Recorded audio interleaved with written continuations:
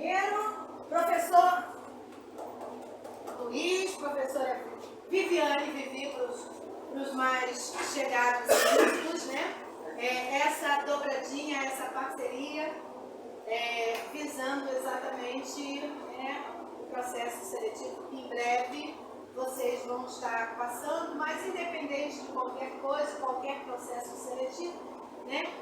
Conhecimento, como a Beth falou no último aulão, é uma coisa que ninguém nos tira, né? Aquilo que a gente aprende, ninguém nos toma. Pode tomar tudo, né? Mas isso ninguém nos tira.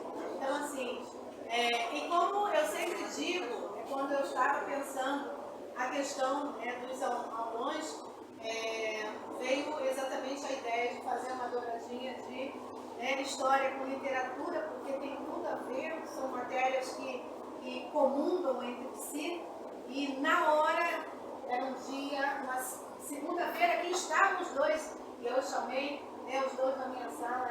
O que houve, Ana Luz? Não, nada. Vocês chamados gerando interessante. O que houve? Calma, eu quero fazer uma proposta para vocês. Né? E prontamente disseram sim. Gente, eu acho que vai dar um samba. Ah, com certeza dá muito samba. Né?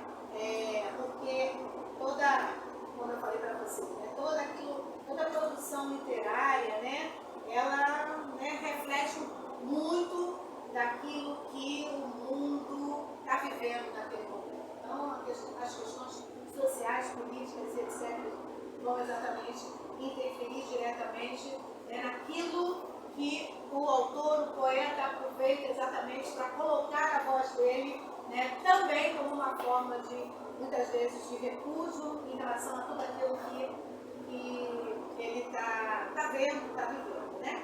Então, assim, vocês aproveitem esse momento, essa aula de hoje, suguem bastante os professores aí, porque eu acredito naquele negócio, a gente oferece para todo mundo. Mas eu sempre aprendi na minha vida uma coisa: estar no lugar quem deveria estar no lugar. Né? Então, aquele negócio, vocês estão aqui porque de fato vocês tinham que estar aqui. Aqueles que não vieram que optaram fazer outras coisas, cada um exatamente faz também ao longo da vida as suas escolhas. Não tem jeito, a gente faz as nossas escolhas e a gente é responsável exatamente pelas escolhas que nós fazemos. Tá? Então, beijo no coração, boa aula, que essa quarta-feira seja uma quarta-feira de muito aprendizado, de muita troca, nesse terceiro dia do nosso aulão projeto Enem Colégio, tá bom? Beijo no coração. Galera, boa tarde. A maioria que está aqui eu conheço, mas vou me apresentar para o terceirão que eu não conheço. Já apelidei vocês de terceirinho, porque são menores. Mas eu sou o Luiz. Desculpa, Luiz, olha só. Professor Mauro Macedo, esqueci de falar, professor Mauro Macedo falou que a gente conhece, sabe como vocês são, de vez em quando se empolgam, e aí sai um palavrão, não fica muito legal. Ele também, caramba, soltei uma que eu não devia soltar, e não é muito legal tudo, então assim a gente pede para evitar. Pode acontecer, pode. O que se faz ao vivo e a cores, corre o risco. Até eu, de vez em quando, solto uma. Opa, desculpa, mas não tem jeito. Tá bom? Bom dia, boa tarde, amiguinha. Na segunda-feira eu dei aula de literatura e senti a falta de algumas. Cara, eu estava aí, a Beijos. Tchau.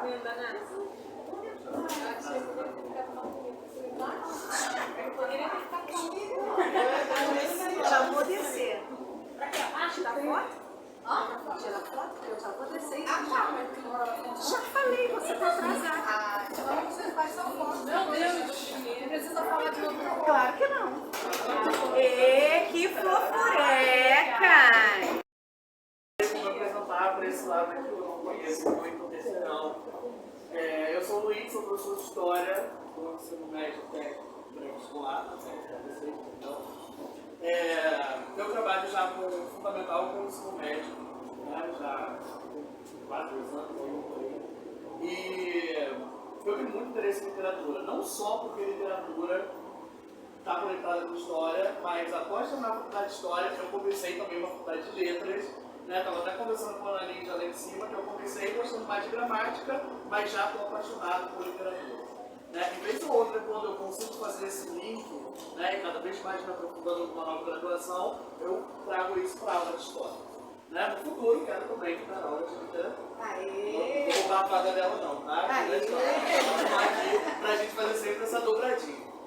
Bom, e aí a gente ficou conversando, logo depois que nós fomos chamados aqui na sala da Ana Lídia, o que a gente vai conversar, o que a gente vai falar com essa turma, pensando no aulão, pensando em alguma temática que poderia ser uma temática totalmente importante para o Enem, para o ERJ, que são os dois principais exames que nós temos aqui no Rio de Janeiro, no estado do Rio de Janeiro.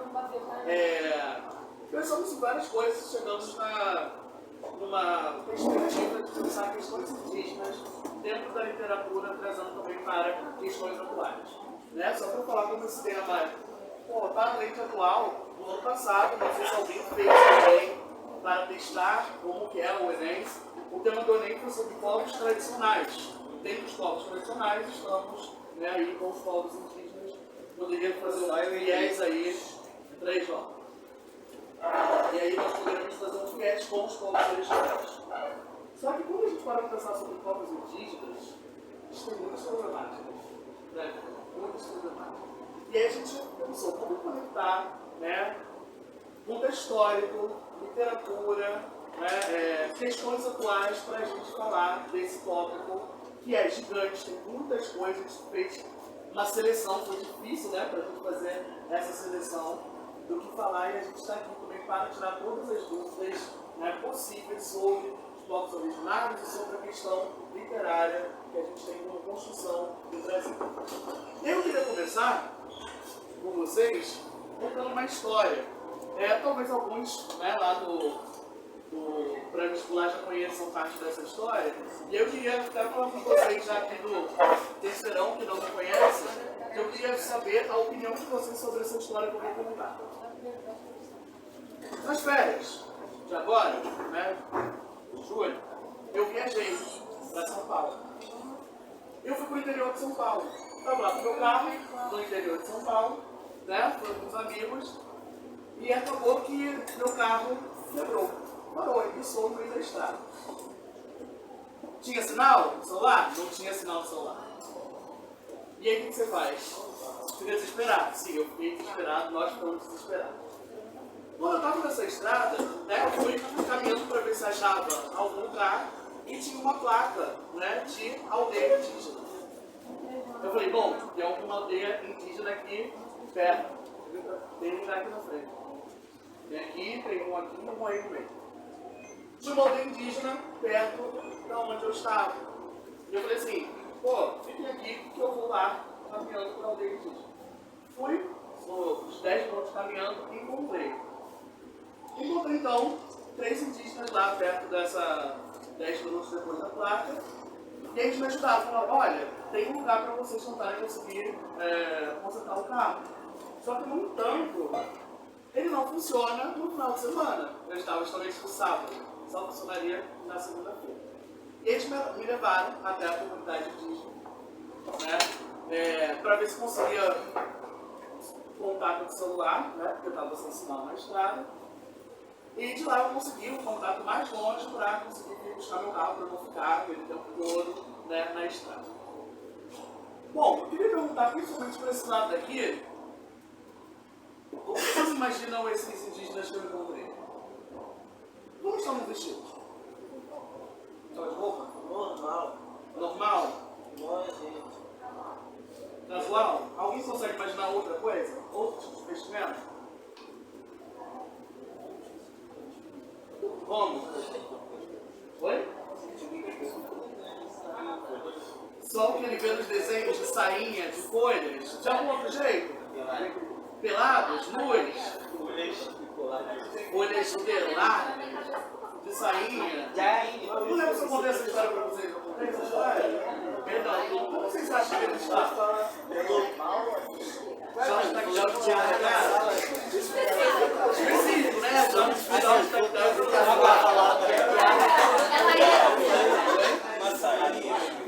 Eu falei que eu tava no calzão. Ele falou pra mim que aqui, ó. Esse daqui, ó. Segue. Oi. Vestimenta tradicional dos povos indígenas. Beleza. Bom, por que a gente chega aqui e algumas pessoas falam, tava com roupa normal, a outra foi que você tava com tactel. Só que aqui algumas pessoas falaram, tava com folha larga. Peladão. Esse daqui falou peladão ali, completando com o João, tava peladão. Mas por que a gente tem essa ideia de que a gente está nu, está com folha? Tranquilo?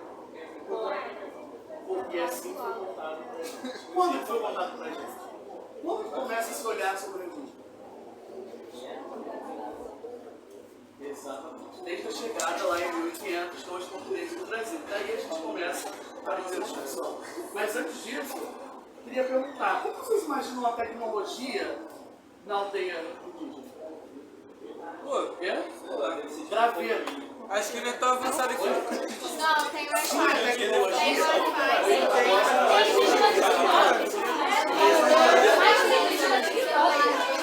Bom, aqui a gente falou que tem indígena que é um TikTok. Mas aqui eles falaram. Perguntaram, tem? Depende muito da etnia, né? Do indígena. Aqui ele falou, eles tinham tecnologia, sem tecnologia. Esses tipos de questionamentos são muito interessantes, porque já mostra uma visão, aí uma palavra bonita, mas bem problemática, que é uma visão etnocêntrica. Alguém já ouviu falar desse termo? Etnocêntrica? Vou facilitar. Uma visão eurocêntrica.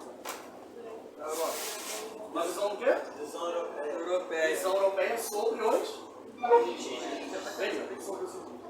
E daí a gente parte da nossa discussão, porque essa visão de que eles andam luz, de que eles não têm acesso à tecnologia, né, de que eles são atrasados, é uma visão do próprio europeu, quando chegou e desembarcou aqui no continente americano, falando aqui da América Portuguesa em 1500, quando a gente fala da América Espanhola, em 1492 com o Colombo. Né? E aqui o João trouxe, vai depender das etnias indígenas, de fato. Né? Então, eles são mais antigos, mais tradicionais, seguem os valores lá de antes de 1500. A maioria faz isso, porque os povos indígenas são povos tradicionais antes da chegada do europeu. Só que a imagem que a gente tem, o olhar que nós temos, é um olhar bastante descrito pelos europeus quando eles chegam aqui no território. A gente está em 2023. Né? Em 1500, eles escreveram sobre os indígenas, né, questões que vocês estão falando. Eles andavam de folhas, né, andavam nus, não tinham tecnologia, são atrasados se comparado a gente da Europa. Né? É uma visão que eu não culpo vocês não. É uma visão que foi prolongada, é o que a gente vai ver hoje, né, ao longo da história e da literatura, e chega, né, para a gente na escola. Né? Eu acredito que vocês no Fundamental 1, e até eu no Fundamental 1, dependente da escola que vocês estudaram, vocês lá se vestiam de índio, né, como era chamado, e se vestia de índio lá no dia do índio. Né? 19 de abril, se eu não me engano. Vestiam. Mas, cara, volta aqui. Todo índio se veste daquele jeito? Não. E aí a gente traz também uma problematização do termo índio, né, que eu já fiz, né, mas todos vocês vão lembrar. O termo índio hoje é um termo que a gente tenta afastar da nossa língua, porque é um termo altamente preconceituoso quando a gente já trata sobre os povos indígenas. E aí eu estou usando justamente indígenas. Né? E aí, vamos lá, qual é a grande concepção?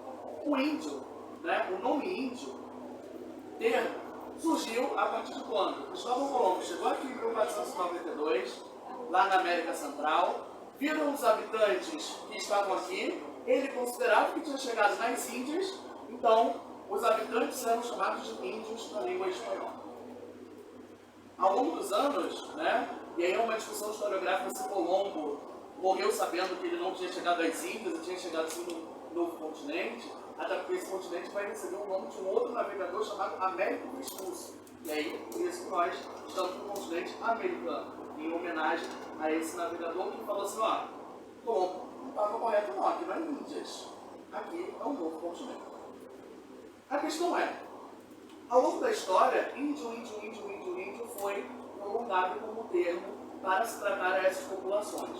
Só que o grande movimento que a gente tem nos últimos anos é justamente de utilizar o termo indígena, né? Que é um termo que indígenas, quando a gente fala indígenas, é um termo mais plural e mostra justamente a multiculturalidade desses povos. E aí a gente já começa a perceber a visão que nós temos de uma outra forma.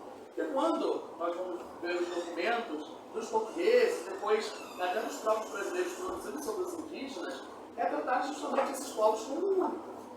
Eles são apenas de um jeito, se alimentam desse jeito, moram desse jeito, falam como se fosse uma língua só, e não é assim. Eles se vestem de maneiras diferentes, comem comidas tipicamente diferentes, as moradias são totalmente diferentes uma das outras línguas. A gente tem mais de 250 línguas indígenas no território brasileiro. Línguas que permanecem vivas para essas comunidades. 250 línguas.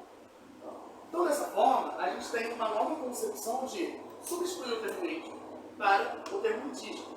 E é até uma relação, quando a gente para para pensar no termo alienígena. O que significa alienígena? Alienígena. O que significa alienígena? Quem falou isso? É o que vem de fora. Vocês. Aquele que vem de fora. Alienígena seria aquele, né, dentro da etimologia da palavra, que é aquele que está fora da Terra. Quando a gente para para pensar, então, o indígena é aquele que está na Terra, no planeta Terra, e também tem uma relação de proteção e devoção para com a Terra. Dessa forma, o termo indígena, ele consegue complementar muito melhor a ideia de fato do que são os povos indígenas. Muito mais do que o termo índio. Então, para a gente já dar esse start, é pensar justamente nesse conceito que tem sido revisto pelas ciências, né, de não tratar o indígena como índio. Porque além da mudança do termo, tem uma mudança de perspectiva. Vamos olhar para aqueles povos como os povos multiculturais, né, que não são singulares. Né, cada um tem, não são generalizados, cada um tem a sua particularidade. Cada grupo, né, observa o seu mundo de forma diferente, se organiza de forma diferente. Né? E aí a gente começa a pensar então como que essa relação de história e literatura ela se constrói, né? Porque a história, né, se a gente parar para pensar, uma das primeiras aulas que se tem história, tanto no primeiro quanto no sexto ano, o que é história? Né? De alguma forma vocês estudam lá no primeiro segmento, mas aí chega no segundo segmento, no ensino médio, a gente volta a repetir o que é história.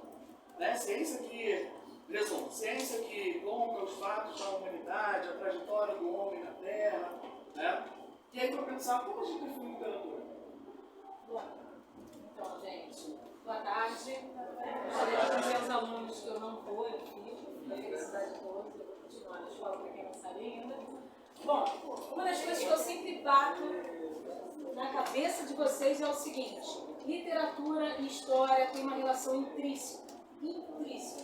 Quando a gente pega pré-história e história, o que marca a pré-história para a história? A escrita.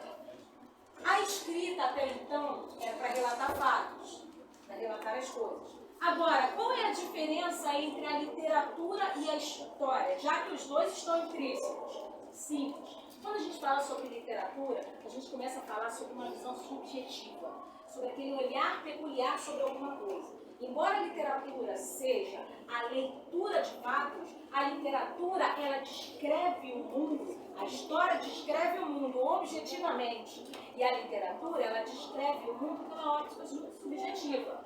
Mesmo quando a gente fala sobre a terceira fase do modernismo, quando eles começam a modificar essa subjetividade e eles transformam essa subjetividade numa linguagem seca, direta, mas por causa das questões sociais que estavam acontecendo na época.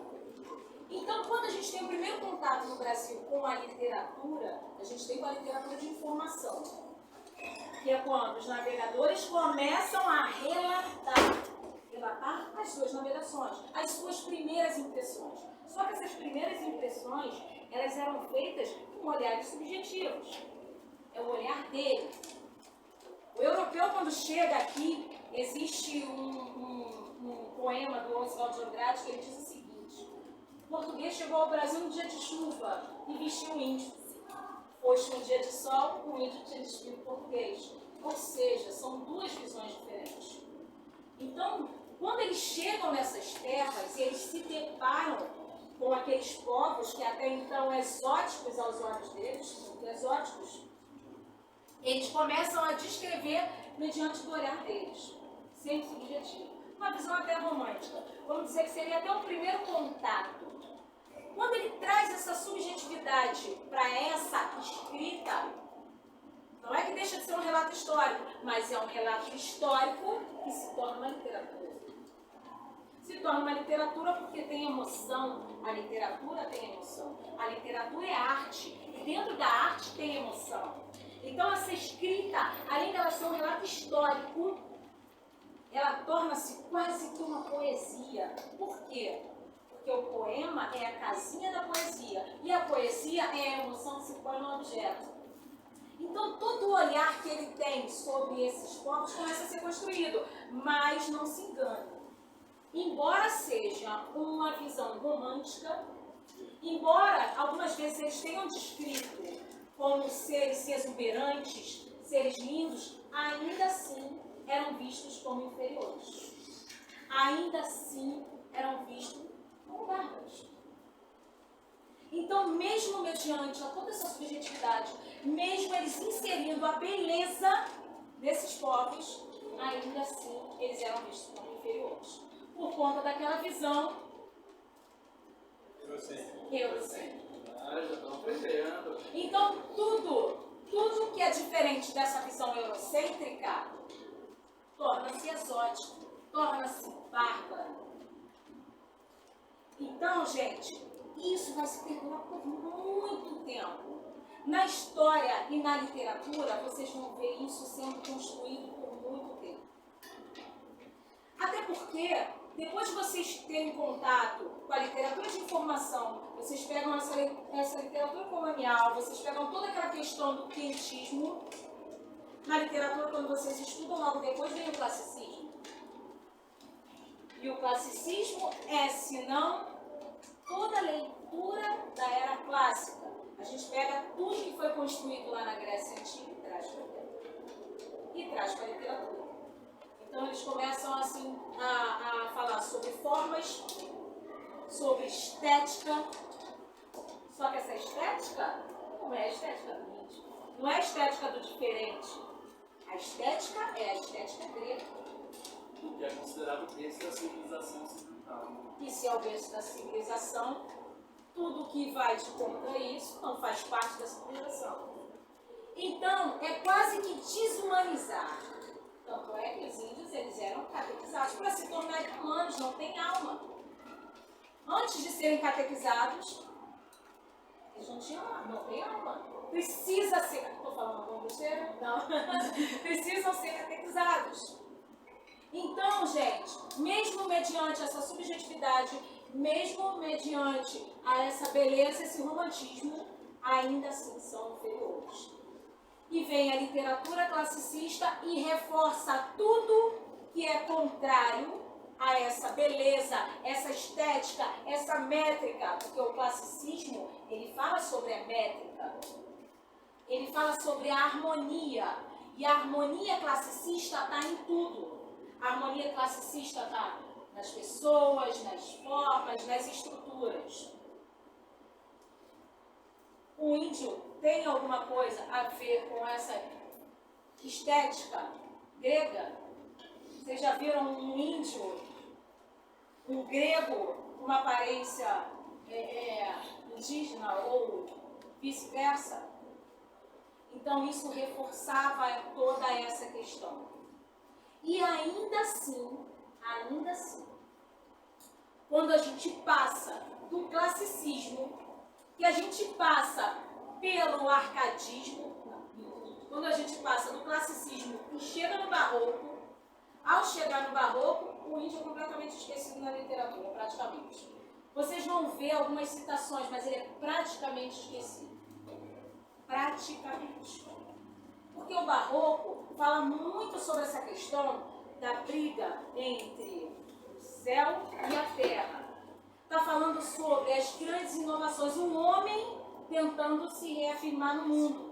Um homem dizendo, eu estou no mundo, eu estou aqui. Existe um criador, mas existe um homem. Aqui, quem está criando sou eu. Lá em cima ele cria, mas aqui eu crio. Então, é o teocentrismo versus o antropocentrismo. Então, é uma questão sagrada e uma questão humana. Só que nessa questão humana não tem índio. Porque a gente está falando dos homens, das grandes inovações, daqueles homens que criam, daqueles homens que estão fazendo o mundo crescer. O índio se enquadra aí dentro. Três europeus não, né? Já que pegando o gancho, é até uma grande preocupação hoje da história de tentar rever esse período do classicismo, de falar assim, olha, não são do nada os europeus, não é do nada que os europeus, somos mais inteligentes, agora a gente começa a produzir coisa. Não, o conhecimento, ele está sendo circulado. Grande parte do conhecimento que vai ganhar força na Europa estava com os árabes, estava lá na China. Né? O que a gente vai ter é um projeto de vamos desconsiderar que esse conhecimento veio de lá e vamos, né, colocar aqui para a história, que foi a gente. A gente saiu lá da Idade Média, construímos então nesse período histórico agora, e aí nós fizemos uma revolução científica, né? Passamos por uma transformação de conhecimento, e aí volta, né? A figura do indígena não vai estar, é ausente, né, no barroco. Dessa parte ela torna-se ausente. Quando a gente sai do barroco e a gente entra no neoclassicismo, já chegando no arcadismo, a gente fala sobre a natureza. A gente fala sobre a fuga do urbano e a volta para a natureza. Mas ainda assim o índio faz. Raramente, vocês vão ver, um ou outro. Mas assim, o homem branco sai das cidades e ele vai para a área urbana. Para quê? Para a razão, para a busca da razão. Porque quando a gente fala sobre o arcadismo e a busca da razão, o contexto histórico é do século das luzes, do iluminismo. Então, o homem arcadista, ele busca a razão. Ele está cansado desse conflito do barroco, então ele está buscando a razão. Só que ele vai para a natureza. Aí quando a gente fala assim, o arcadismo no Brasil, tudo que tinha aqui no Brasil eram os povos indígenas, mas eles ainda assim também não são citados. O índio só volta a ser citado, de fato, como protagonista no romantismo, na primeira fase do romantismo. E nessa primeira fase do romantismo, o índio volta com força, porque eles acabaram de falar da natureza. Agora a gente vai falar do índio. Tem um ponto muito interessante, porque dentro do romantismo, né, trazendo essa questão dos que os movimentos literários começam na Europa, depois vão no Brasil, na Europa teve a construção também de heróis. Né? E aí o que a gente vai abordar quando a gente falar do romantismo, né, bem estudado, que o herói brasileiro tem que ser um índio, né? Tem que ser um índio, né? Todo índio idealizado é o que a gente vai tratar. Né? Tratando ser um espelho, o Brasil como literatura tratando ser um espelho também daquilo que está sendo produzido na Europa. Exatamente. E no romantismo, quando vocês veem essa idealização do índio, o índio retratado como o herói, o índio forte, toda aquela idealização. E depois, no modernismo da primeira geração, vocês vão ver esses resquícios do romantismo, e aí que entra na melhor parte. E o modernismo da primeira geração é o modernismo que diz: vamos construir uma identidade, vamos reforçar a nossa identidade. Nós temos uma identidade, nós não somos o Brasil do europeu, nós somos o Brasil do índio, nós somos o Brasil do negro, e nós somos o Brasil dos filhos desses. Então, na verdade, a gente não podia continuar sendo o Brasil de Portugal. Nós somos o Brasil e pronto. Quer falar um pouquinho sobre isso? Não, e ao longo, né, do século XX, do século XXI, a gente foi vendo justamente as questões literárias do século passado reverberando, né, a questão do indígena, e aí você vem também chegando já no século XXI, né, que foi até uma coisa que a gente vai abordar bastante ali, sobre as produções atuais, das questões atuais dos povos indígenas. Né? Os povos indígenas, os povos originários, né, eles têm questões importantíssimas que são bandeiras de lutas políticas, né? A gente não pode deixar de falar que eles têm uma plataforma política porque eles sofreram desde o início do processo da colonização. Né? E como isso vai se refletir na história e na literatura de inúmeras formas. Só que a literatura já do século XXI, né, nossa província do XXI, ela vai ser uma literatura que não está mais idealizando a figura do índio do século XIX, trazendo uma perspectiva lá do início da colonização, mas sim uma literatura de resistência, né? Uma literatura tipicamente política, não que as outras não tenham sido, porque foi, né? Mas que para a gente salta os olhos pensando que nós vivemos no século XXI. Né? Então, as relações nas obras, né, nos poemas, né, que são construídas pelos povos indígenas, né, trazem justamente essa questão da luta pela terra, né, na luta pela demarcação de terras, que é um dos tópicos importantes para a gente discutir e falar sobre os povos indígenas na atualidade e sobre essa preservação tanto do meio ambiente quanto da preservação das suas próprias culturas. Né? Aí, já? Bom, aí a gente começa então dessa visão colonial, eu não sabia que eles não ficavam nesse cantinho, isso é bem ruim. Mas aqui,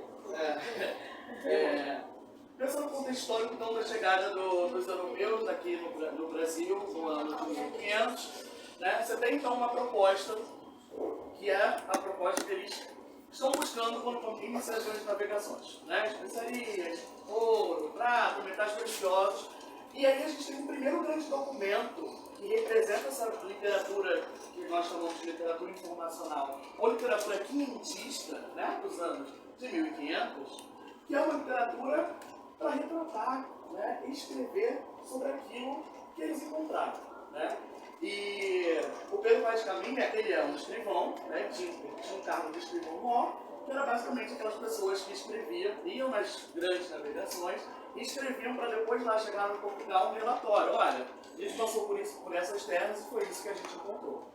Como a Viviane está falando, isso não é livre, né? Não é uma coisa objetiva. Esse texto ele tem considerações culturais e etnocêntricas sobre os povos indígenas, que é o tópico que nós estamos falando agora. Eu gosto de ler esse trecho aqui da carta de Pedro Vaz de Caminha, que representa bastante essa literatura de informação. De ponta a ponta, é tudo praia calma, muito chão e muito formal. Pelo sertão nos pareceu, vista do mar, muito gente, muito grande. Por quê? A estender olhos, né, a ver melhor, não podíamos ver senão terra com arvoredos, árvores maiores, que não parecia muito bom. A região onde é as árvores. Nela, até agora, não podemos saber o que haja ouro, que era uma coisa que eles queriam.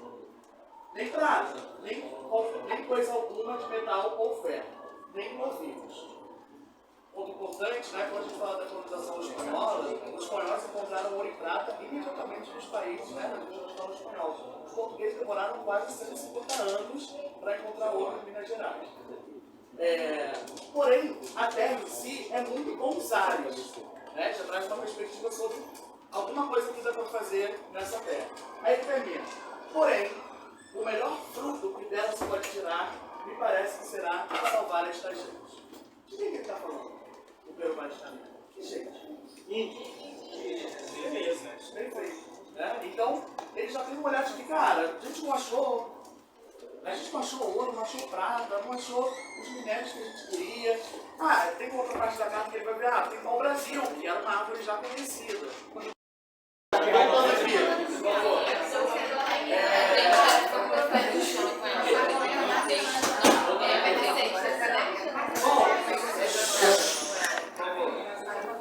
Então a gente tem ali a carta de Pedro Vaz de Caminha com essas linhas, ela representa o projeto colonizador dos europeus. europeus, e aí no caso aqui, os portugueses, terão em relação aos povos que eles encontraram lá. Né? E aí, essa parte da data mas ele fala assim, com certeza, né? Se referindo ao rei de Portugal. Eu acho que o melhor termo que temos a fazer justamente será salvar essa gente. A partir daí a gente consegue entender tanto o projeto colonial quanto as consequências desse projeto para as outras fases, momentos históricos das fases literárias. E aí eu trouxe aqui para vocês essa imagem. Vocês sabem o que é essa imagem? Já viu essa imagem? Já? Não? Sabe o que é? Não? Essa imagem é o que essa imagem é o que a gente chama de aldeamentos ou reduções. Por quê? Junto com o projeto colonizador, vieram os jesuítas. Os jesuítas são padres, né, missionários da Igreja Católica, muito fortes no Império Português, justamente porque eles estão viajando com a missão de conquistar novos fiéis para a Igreja Católica, fiéis que tinham sido perdidos na reforma religiosa lá que trouxe e surgiu o protestantismo. A ideia é, a partir do momento que eles chegam aqui no território e nas outras partes do Império Português, eles têm a missão de civilizar e catequizar os indígenas.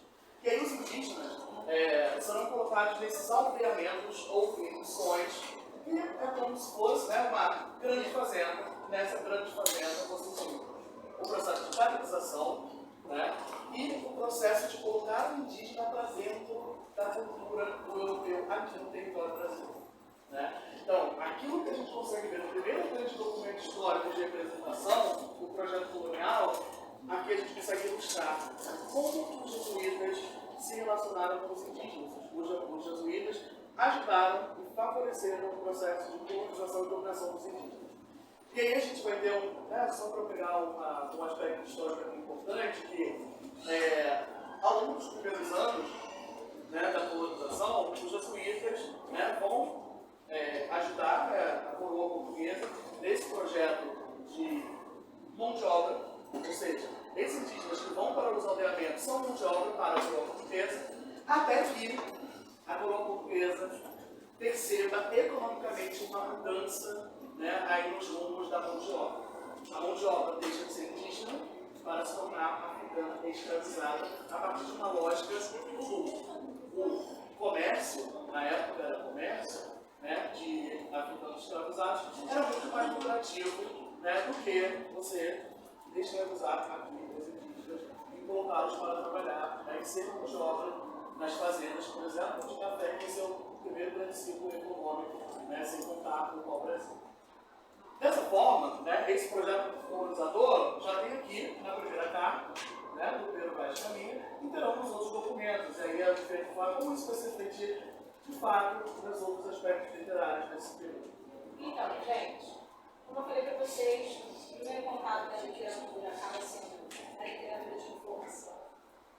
Vocês perceberam que naquele relato ele coloca bastante emoção, assim, a visão dele. Ele fala sobre a praia, ele fala sobre o mar, tudo uma visão bem subjetiva, né? Mas no final ele acaba falando sobre o plano, que o plano de fato é essa colonização europeia. Mas a literatura dessa época, passado dessa parte, assim que eles começaram a dar, quando eles deram início a esse processo de colonização, a literatura ela foi utilizada também para uma outra finalidade. Que ela foi utilizada para catequizar. A literatura, então, ela deixa de ser somente uma literatura de informação e ela também torna-se uma literatura que de fato catequiza as pessoas. Mas como é que vai catequizar se eles não sabiam ler? E os outros povos que foram chegando para ajudar na construção do Brasil também não sabiam ler. Então eles transformavam essa literatura em autos. Alguém aqui sabe o que é um auto? Um auto é uma encenação, certo? Porque lembra que eu falei para vocês, quando a gente fala sobre texto, a gente não fala só sobre textos escritos. Texto é o quê? É toda informação que é passada. Essa informação ela pode chegar para você de diversas formas. O tipo de linguagem que é utilizada Às vezes é o que menos importa, desde que você entenda o texto, o contexto, a intenção discursiva. Então, através dos autos, quando eles começaram a ter essa ideia da carta, que é salvar esse povo, essa salvação vinha através da fé, que até então era a que mais crescia na Europa. Então, através do cristianismo, eles salvariam esses povos. Mas nem tudo poderia ser feito através da escrita.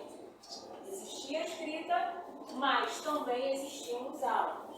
Eles ensinavam, faziam ensinações. Eles vou fazer uma cena aqui e através dessa cena vocês vão ver o que é certo e o que é errado.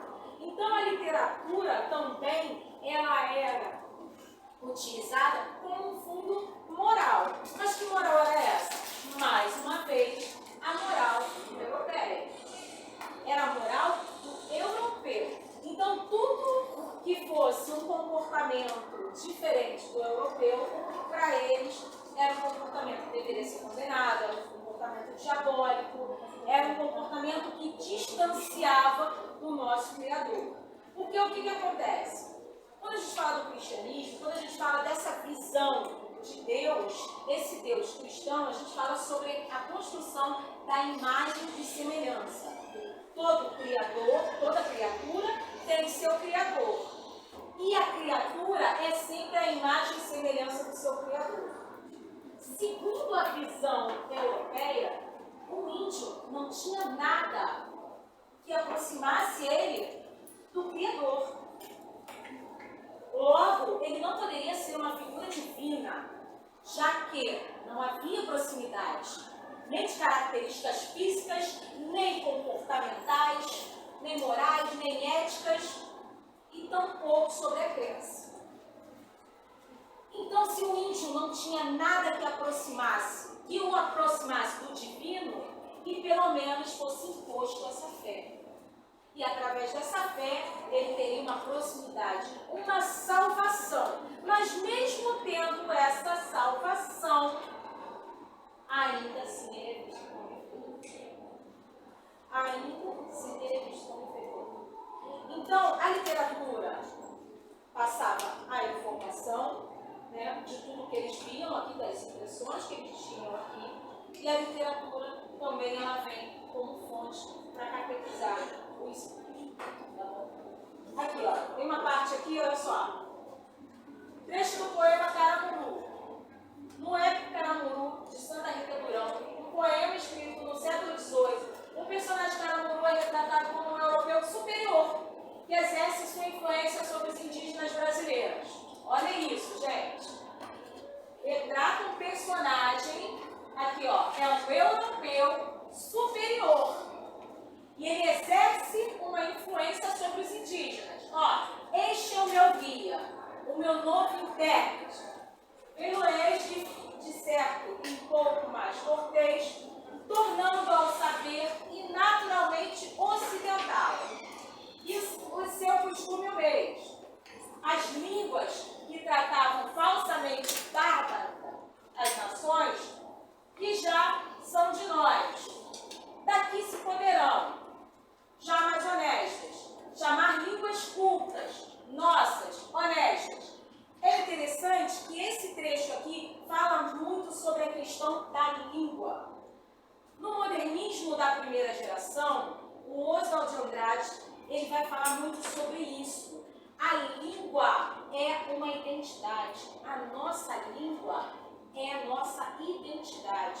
Então, a princípio, os modernistas falavam sobre isso. Se eu quero construir uma identidade nacional, se eu quero me desvincular dos moldes europeus, eu vou criar, não, eu vou assumir a minha língua. Não é criar uma língua, é assumir a minha língua. O português que é falado no Brasil não é o português de Portugal. O português que é falado no Brasil não é o português do burguês letrado, como dizia os modernistas. O português falado no Brasil é o português do índio, é o português do negro. É o português do povo que construiu essa nação e que não teve acesso. Então, a nossa língua é a nossa identidade. E é por isso que eu vejo muito nesses vídeos, existem alguns vídeos até no TikTok mesmo, dessa batalha entre os portugueses e os brasileiros, falando sobre a língua, falando que a língua deles é verdadeira e a nossa língua seria a falsa. Na verdade, embora seja a língua portuguesa, mas a nossa língua portuguesa não é aquela língua. Aqui há uma construção e essa construção forma, a princípio, a nossa identidade. A linguagem não é senão a nossa identidade?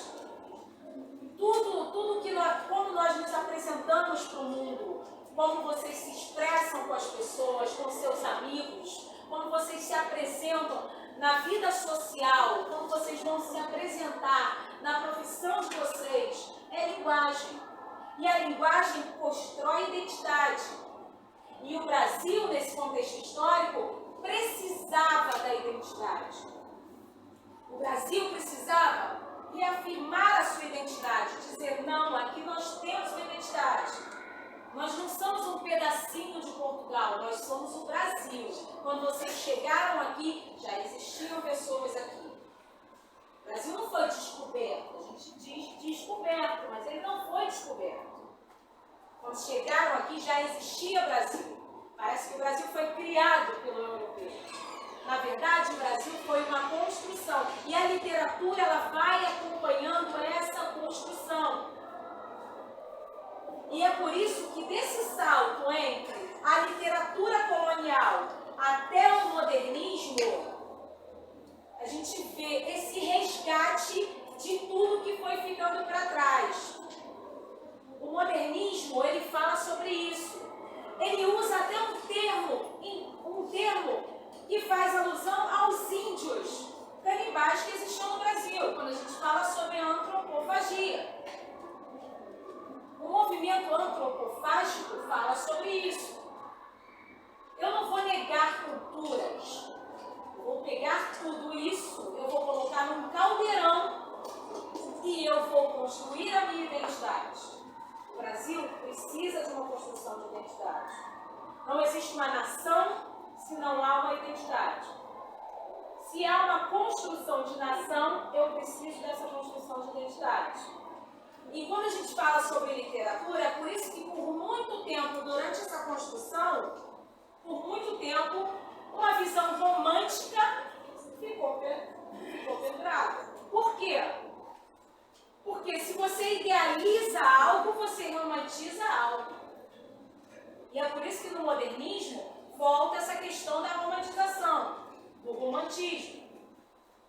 Porque eu estou idealizando uma identidade. Estou idealizando a construção de uma identidade. Se eu idealizo, eu romantizo. E no modernismo, vocês vão ver todo esse resgate. Na Semana da Arte Moderna, qual foi um dos quadros que fizeram mais sucesso? Muito famoso. Tarsila do Amaral. Você que faz aula de artes.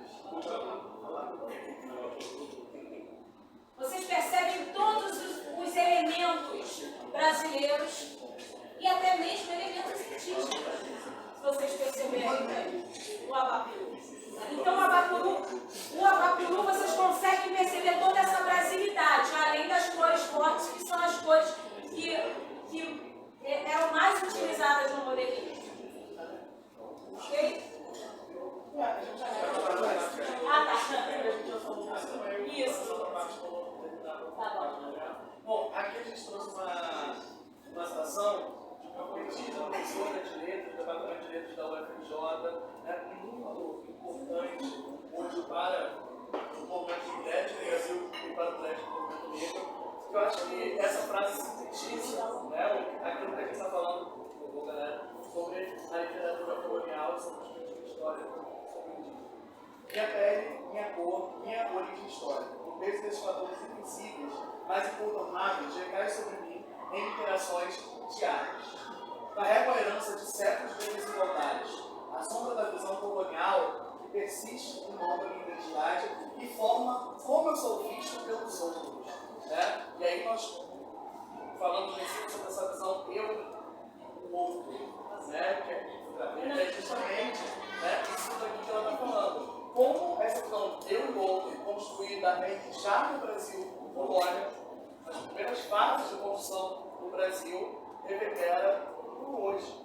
Né? Uma professora da UFRJ, né, atuante, está falando justamente isso. E é até interessante chamar a atenção de vocês, para vocês, eu proponho para vocês uma reflexão sobre essa questão da identidade.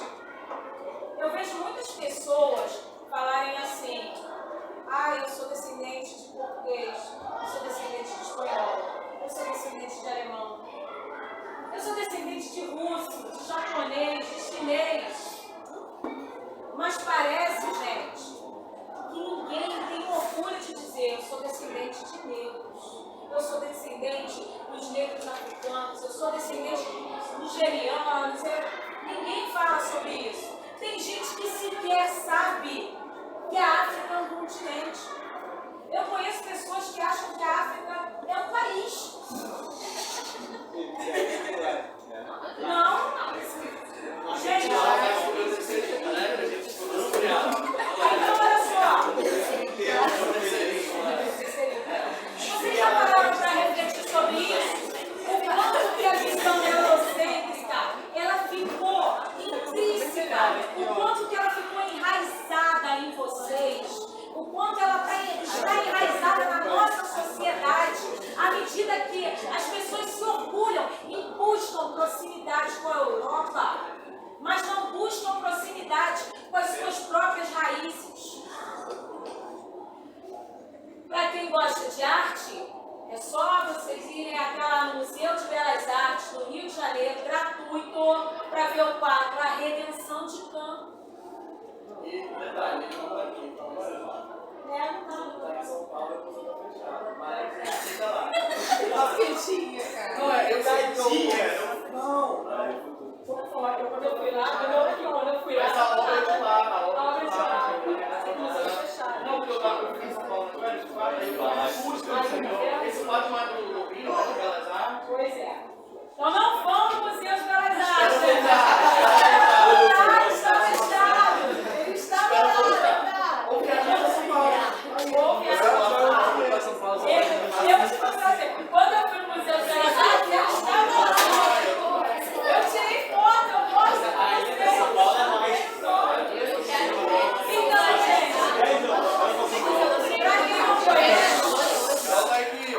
para quem não conhece, o quadro A Redenção de Caen, ele é incrível. Ele mostra ali, todo esse processo na questão do como embranquecer o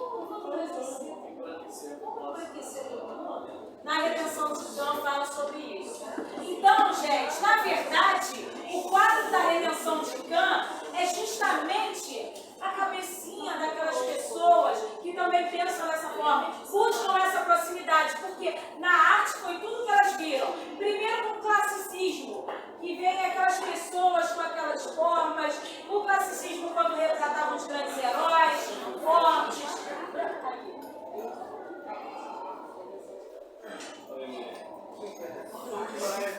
Aí, é nóis. Uma negra, uma mestiça, um homem branco, digamos assim, e a criança, o filho deles. Esse quadro está mostrando que a gente de enriquecimento. Muitas vezes já Vai muito dar esse quadro aqui, tá?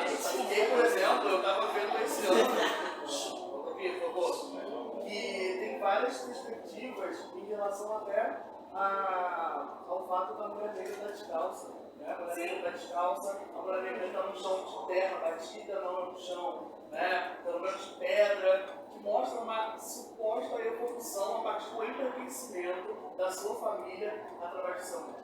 Sim, olha que loucura, olha isso, gente. Tá vendo? Aí é o que eu falo, aí a gente vê muitas pessoas falando sobre isso. Eu tenho um avô português, eu tenho um avô isso. Mas ninguém fala assim, eu tenho um avô índio, eu tenho um avô negro.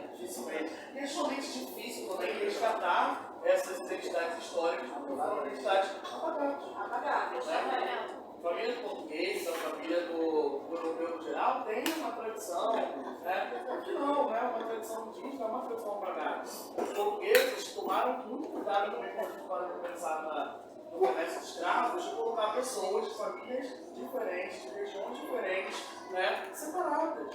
Essa é a ideia, né? Não ter uma linhagem familiar próxima, junto.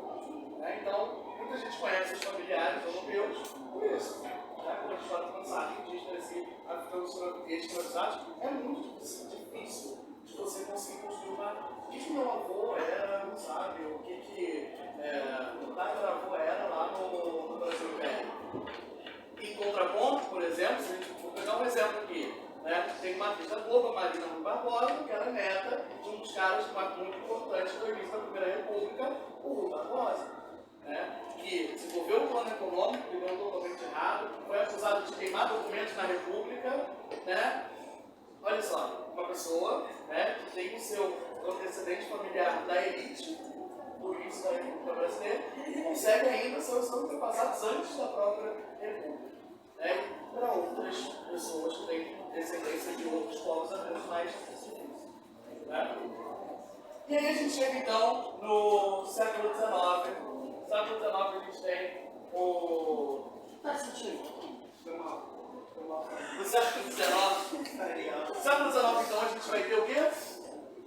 A independência do Brasil. Né? O Brasil se torna independente, se transformar em independente significa começar a ter os vínculos com qual país? Portugal. Beleza. A partir disso também há uma preocupação intensa politicamente de construir identidades nacionais. Por quê? Se liga aqui o Brasil se torna independente, que era um país que fazia parte do Império Português.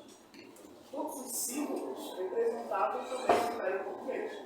Se transformou em independente em 1822, vamos começar a criar símbolos nacionais. Hino nacional, bandeira, né? Hino à bandeira, né? Referências à família imperial, né? Porque o Brasil se transformou numa monarquia a partir do momento do processo de independência. E, através das artes, a gente vai ter inúmeros quadros que vão remeter a ideia de identidade nacional. E além das artes, quando a gente fala das artes, uma dessas artes será a literatura. E aí a gente parte então daquela literatura colonial, primeiramente quinhentista, depois o barroco, que não vai ter essa questão quinhentista, não vai ser apagado, o arcadismo também vai ser apagado, né? Como a Pierre falou, tem a questão do bucólico, da fuga para o campo. E aí, chegando no século XIX, bebendo de um movimento literário histórico da Europa, chega aqui o romantismo no Brasil, e aí temos a primeira geração. Aí eu vou deixar para ela falar mais sobre a primeira geração, mas aí quando a gente fala do romantismo, ele é um movimento que está intrinsecamente ligado com a construção de ideia nacional, construção de identidade nacional. O que é ser brasileiro? Galera, essa resposta para a gente é muito tranquilo. Acho que você não tem dificuldade de responder o que é ser brasileiro. Nascer no Brasil. Pode ser uma das respostas. Mas você acha que se eu perguntasse isso lá em 1822 para qualquer pessoa assim na rua, ela falaria que nasceu no Brasil? Não, porque não tinha essa ideia de Brasil, brasilidade, de identidade nacional. Então isso precisou, em algum momento da história, ser construído. E é justamente aqui, com muita fortemente ajuda da literatura, a gente vai ter a construção de identidade nacional. Né? As pessoas consideravam, sou de Minas Gerais, sou da Bahia, ou sou português aqui na América. Olha só, mas não é brasileiro. A ideia de Brasil vem a partir do momento que você também está criando símbolos nacionais através da literatura. E um dos símbolos nacionais, né, justamente o que a gente está falando, é a figura do índio idealizado. Daí você pode pegar o ponto aí que a gente fala. Então, gente, como eu já havia dito, a gente acabou indo e voltando, a gente acabou indo e voltando. Muitas vezes. Então, quando a gente fala sobre o movimento romântico, as características do movimento romântico, você vê a emoção e a subjetividade. E até o exagero que eu falei para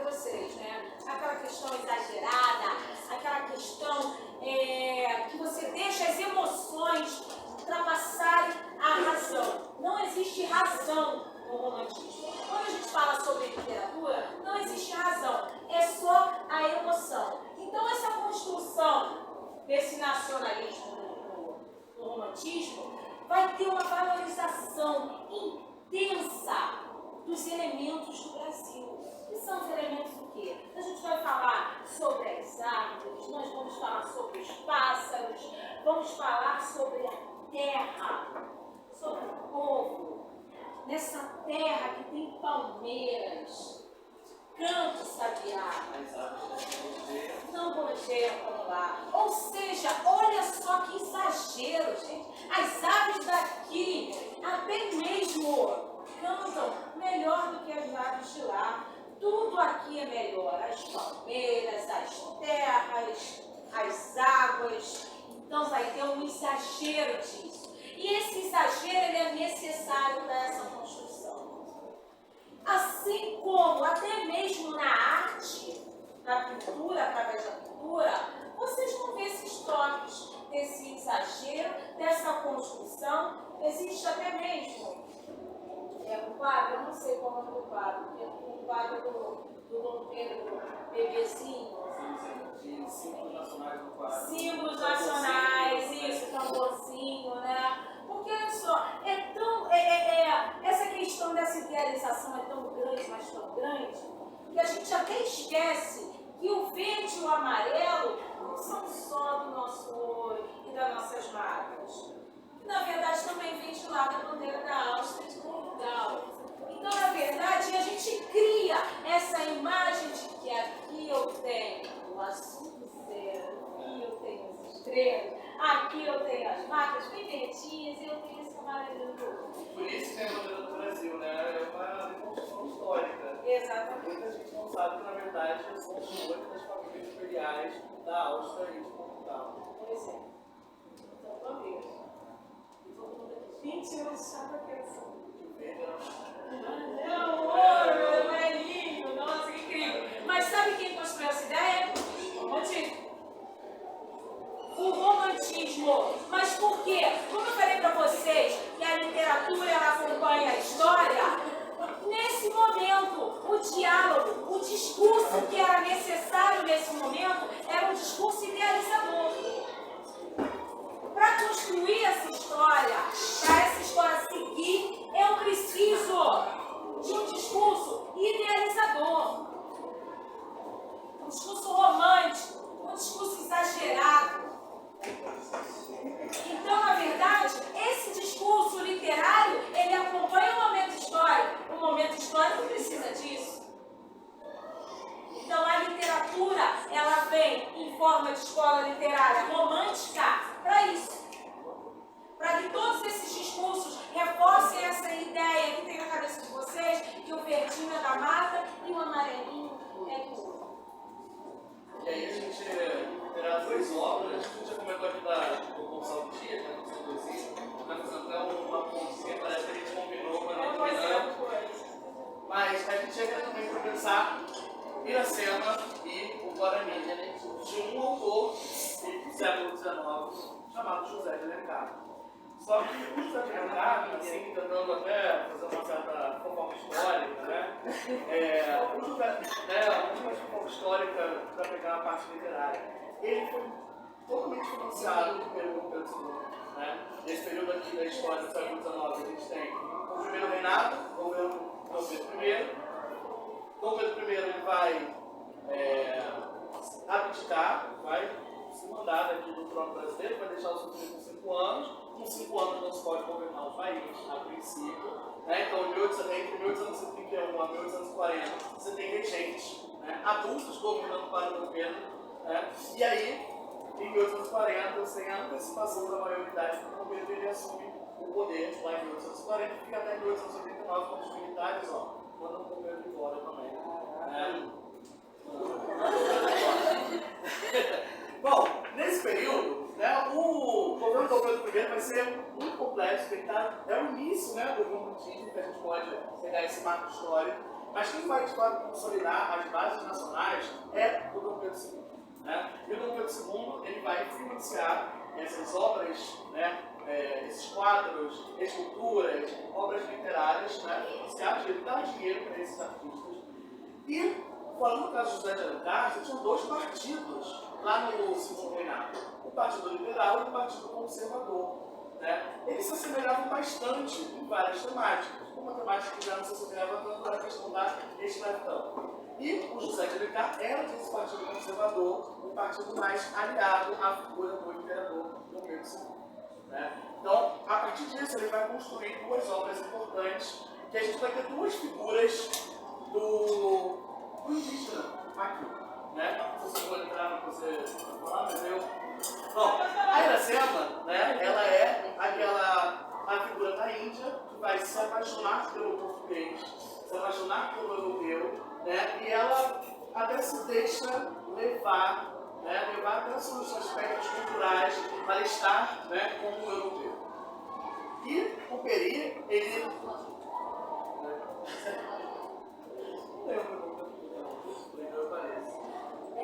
Essa história, então se repete, a literatura não vai ser ensinando, é isso. E aí, quando a gente fala do Guarani, o Guarani, ele tem a paixão pela Ceci, né? Eu lembro que eu li o Guarani quando eu estava no ensino médio, né? E essa eu li no ano passado. E aí, o Guarani, ele se apaixona pela Ceci, que é uma moça também portuguesa. Então tem uma questão muito interessante que é o indígena querendo também adentrar na cultura dita civilizada, considerada civilizada. Essa é uma espécie de literatura que vai querer moldar uma nova imagem do indígena, né, dessas duas perspectivas, Iracema e o Guarani, e o Peri, então, e que vai ser um ponto principal para entendermos, né, o romantismo e a figura do índio idealizado. E aí eu volto lá para aquela história que eu contei para vocês no início da aula. Uma história toda mentira, eu nem sei dirigir. Tá? Eu não sei dirigir, eu fui para São Paulo, não fui para capital. Por isso eu vi que o quadro não estava. Né? Eu vi que o quadro não estava. Fake news, O motorista que eu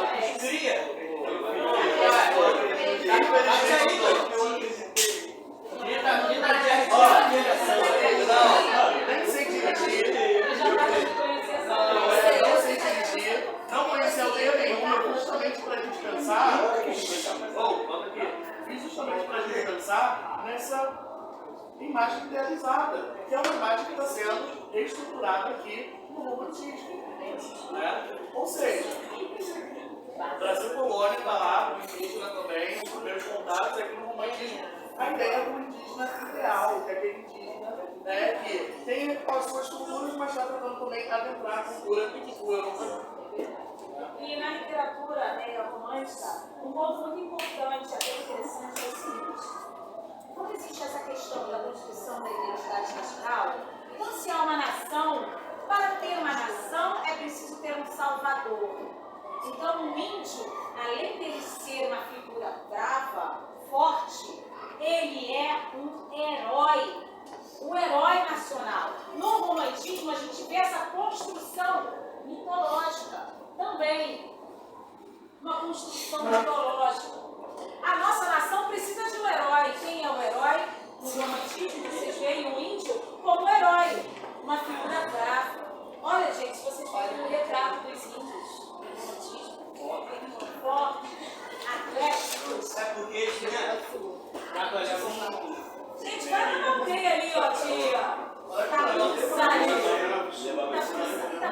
não, tá cruzado ali em Maricá tem. Mais perto, do Maracanã. Do lado do Maracanã. Achei que esse foi isso.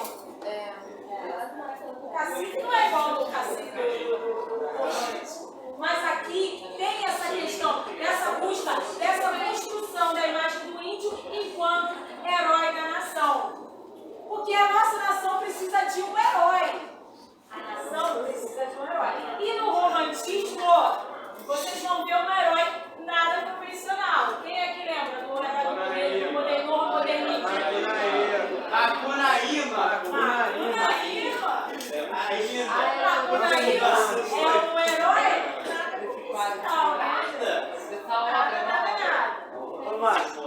Ele fez assim. Não, olha só, não é sem moral, gente.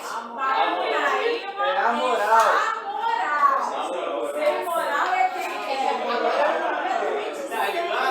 Ele nem sabe.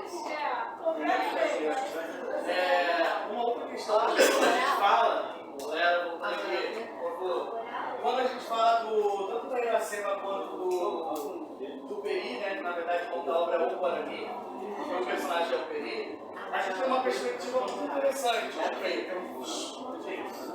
como que a gente escolhe o índio como herói nacional? Porque, vamos pensar na população brasileira do século XIX. Temos os portugueses, descendentes de portugueses. Temos as pessoas, né, nasceram aqui, de alguma forma são descendentes de portugueses. Temos os africanos, escravizados de diversas etnias, diversos grupos sociais e políticos do continente africano. Só que aí, para construir a ideia de herói nacional, não serve o português e o descendente de português, porque a gente acabou de passar por um processo de cultura com Portugal. Não serve os africanos, porque primeiro, eles são subalternos da sociedade. Então serve aquele grupo social que a gente deixou para lá. Que a gente não escraviza mais, que foi proibido, né? A escravização dos indígenas. E a gente traz ele novamente. Traz uma perspectiva que a gente quer dele. Né? Então, isso tudo é fruto de escolhas literárias, mas também são escolhas políticas. Está refletindo, né? Por que não colocar 3 heróis? O indígena, o português aqui do Brasil e o africano. Não serve, os outros não servem. Serve o indígena, a figura de indígena que a gente pode criar, recriar e idealizar. Né? Então, através da Iracema e do Peri, no Alto do Guarani, o José de Alencar faz isso, pode dizer que brilhantemente, né? Quando a gente para de pensar na intenção política de se construir a identidade nacional. Problemática? Muito problemática. Justamente isso que a gente está conversando agora. Mas brilhante. Né? Brilhante nessa ideia de fato de construir essa identidade tipicamente brasileira. O que seria tipicamente brasileiro? Aqueles que estavam aqui. E é muito interessante que é quase que um reconhecimento. Os únicos que representam a identidade brasileira que estavam aqui antes da gente.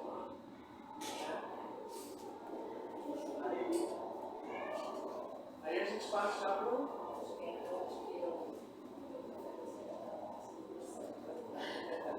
Bom, República Velha, a gente passa então em 1989, a gente tem a queda do domínio pelos militares. Né? Os militares formam a República, né? E até hoje estamos vivendo uma República com algumas fases. A República Velha vai até 1930, de 1930 a 1945 você tem a Era Vargas, de 1945 até 1964 você tem a República Liberal, depois temos a ditadura militar de 64 a 85, de 85 para cá, nova República.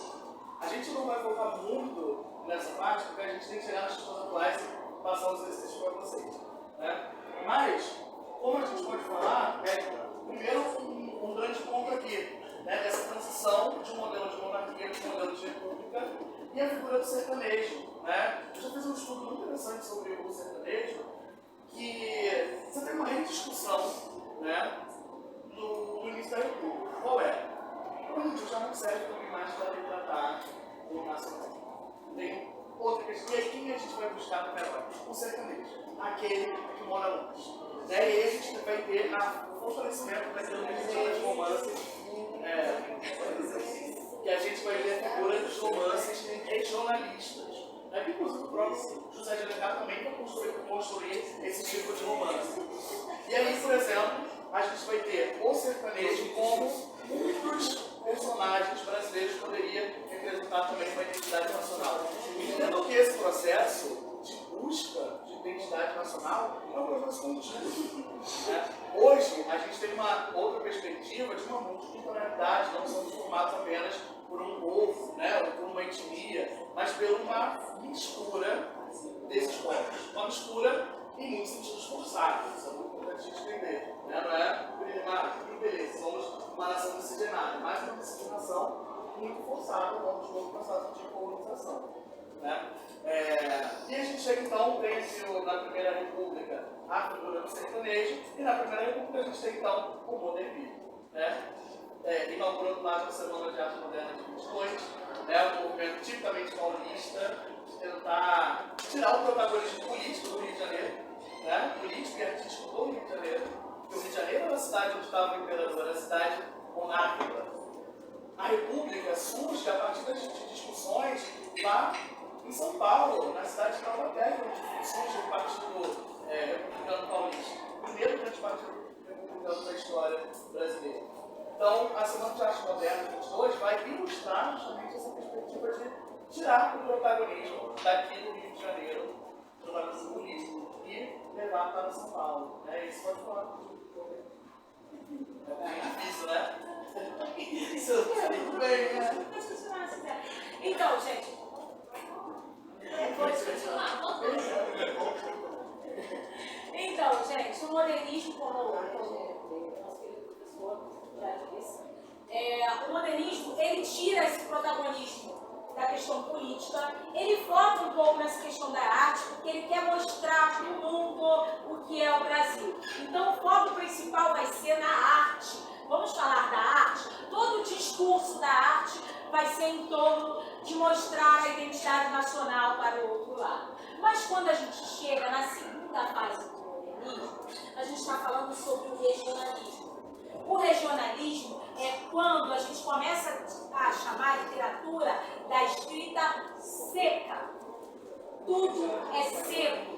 São pessoas de vidas secas, de futuros secos. Então, na verdade, no regionalismo, ele diz o seguinte: vamos parar um pouquinho com isso aí e vamos chamar a atenção para esse povo. Beleza, vocês não estão falando aí que a gente tem que construir a nossa identidade, que nós somos diversos, que há uma antropofagia aqui, que nós somos incríveis, cheios de elementos, que isso é uma das características do texto literário da primeira geração? Beleza. Mas e aqueles povos que estão morrendo de fome? Que na Morte e Vida Severina diz: somos muito severinos, filhos de Maria. Então, todos são severinos, com mortes severinas, com vidas severinas. Eles morrem de fome, eles morrem de sede, eles morrem de doenças. E esses povos, eles estavam esquecidos. A literatura até então não tinha tocado sobre isso. A literatura ainda tinha uma questão romantizada, idealizada, mesmo sendo a literatura da escola do modernismo.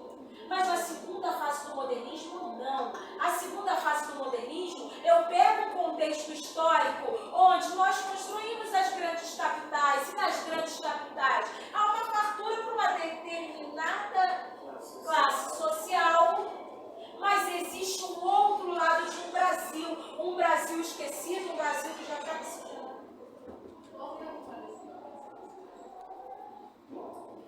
Ele tem elementos de regionalismo, ele tem elementos também do barroco, porque existe aquela luta entre o sagrado e o profano no personagem. Então, assim, existem muitos elementos da literatura dentro do Alto da Compadecida, então eu posso trabalhar tudo isso com vocês, entendeu? Mas tem uma questão do regionalismo, modernismo da segunda geração.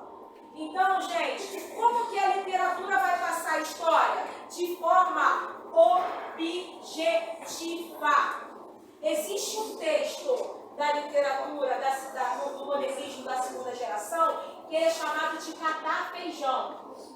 Que ele diz que catar feijão é igual você fazer um poema. Quando você cata um feijão, a diferença é que quando você cata um feijão e você coloca uma pedra dentro do seu feijão, você come essa pedra, você absorve essa pedra e essa pedra te faz mal. Não teve outra funcionalidade a não ser te fazer mal. Mas na poesia, quando você cata as palavras no poema, você cata uma palavra e essa palavra ali cai como uma pedra, esse mal é necessário para trazer fluidez, para você entender a mensagem que está sendo passada. Então, o modernismo da segunda geração, ele é seco, ele é objetivo.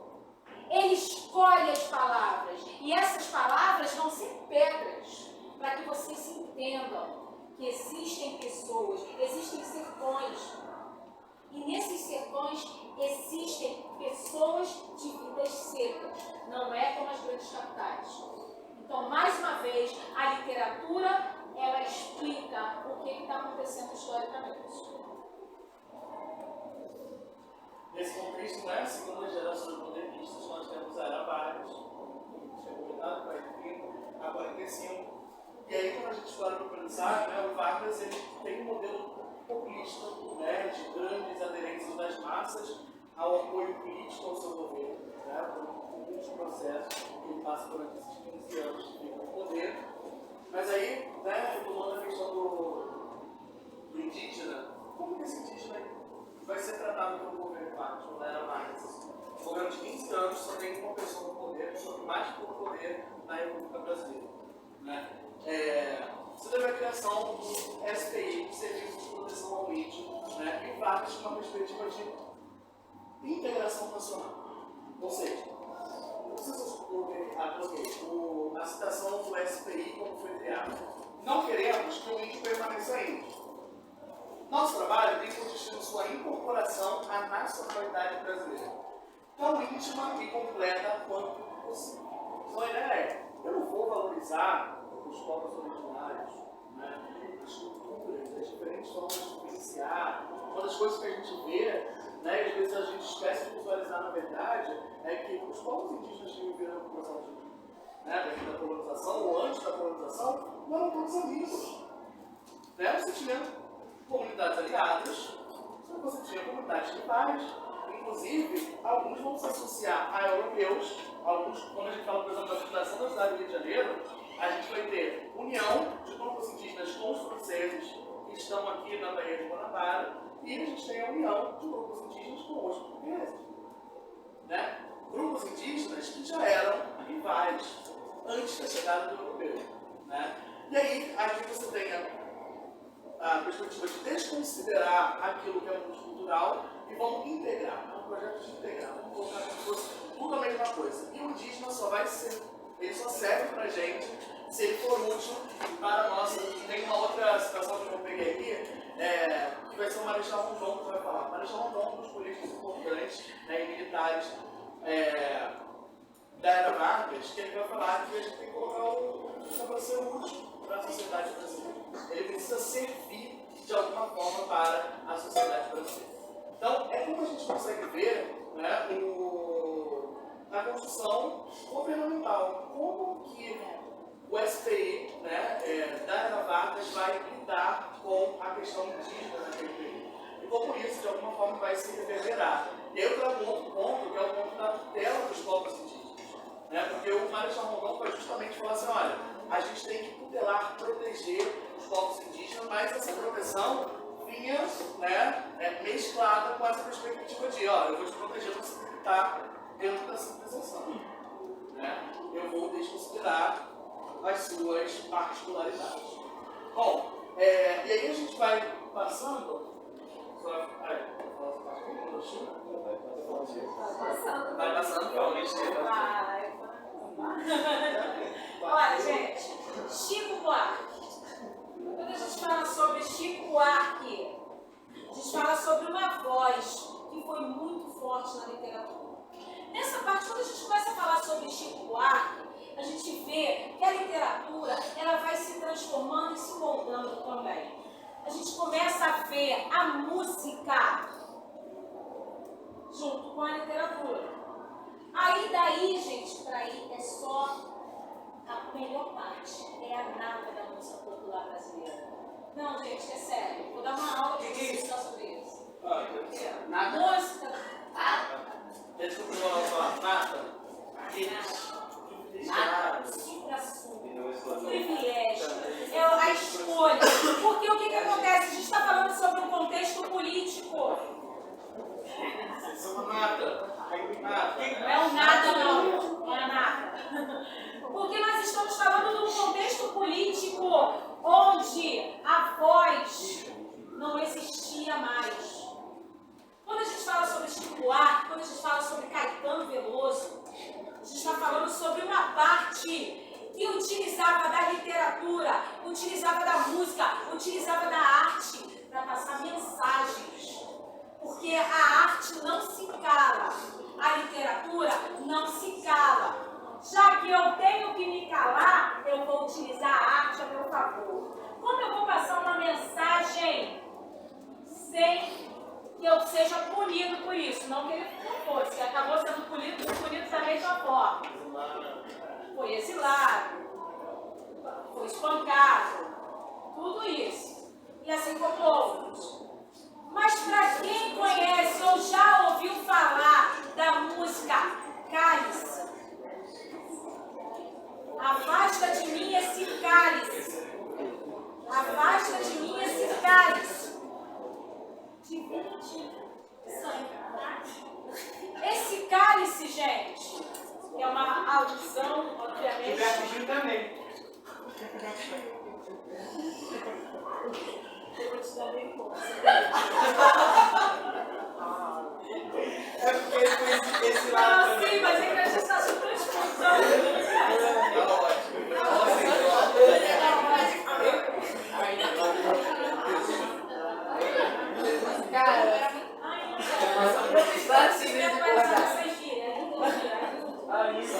Ainda, tipo, é aquela coisa.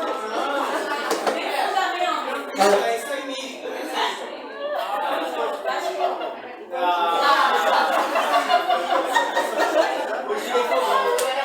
Então, gente, quando ele fala o cálice, ele está pedindo o quê? Ele está pedindo a voz, não é o cálice. Cálice. É que nem... E essa literatura, nessa primeira parte, principalmente a ditadura militar, a gente vai ter a questão da repressão, né? Na parte também, a gente vai ter a repressão da ditadura militar, por favor, sistemas e órgãos para reprimir poetas e reprimir canções como da música popular brasileira, da MCB. E está justamente tentando trazer a questão crítica sobre as construções políticas do Brasil, do próprio caminho político que o Brasil tomou de 64 até 85. Ferreira Goulart, gente, poesia concreta. A poesia concreta é conhecida também como os marginais, é a poesia marginal. Mas por quê? Porque o contexto histórico dizia: todo mundo que vai contra o que estava passando naquele momento político, é tão delicado falar sobre isso, por aquele momento político, era tido como marginal. Ferreira Goulart foi tido como marginal. Deus não me deu o dom de ficar calado. Primeiro, que olha como a poesia, olha como a literatura é incrível, não é? Porque assim, quando ele diz, Deus não me deu o dom de ficar calado, quem conhece Ferreira Goulart sabe que além dele ter dito que ninguém, nem nada vai deixar ele calado, porque na verdade, quando Ferreira Goulart cita Deus, ele não precisa nem, ele está citando para dizer que realmente não existe nada que vai o calar, porque o Ferreira Goulart era ateu. Ele era ateu. Então, quando ele diz Deus, na verdade, ele chega a ser irônico. E a poesia dele é um tanto marginal. Ele chega a ser irônico. Deus não me deu o dom de ficar calado. Ou seja, ele não vai ter mesmo. Não me deu. Tem ninguém. Então, na verdade, olha só. Ferreira Goulart, em sua luta contra a ditadura, expressou a necessidade de se manifestar contra as injustiças, demonstrando como a literatura se tornou um instrumento de resistência. A literatura nessa época, gente, ela era muito resistente. Porque vários artistas, eles não se calaram de fato. Alguns saíram do Brasil. Foram expulsos. Presos, torturados. Isso é fato. Isso existiu.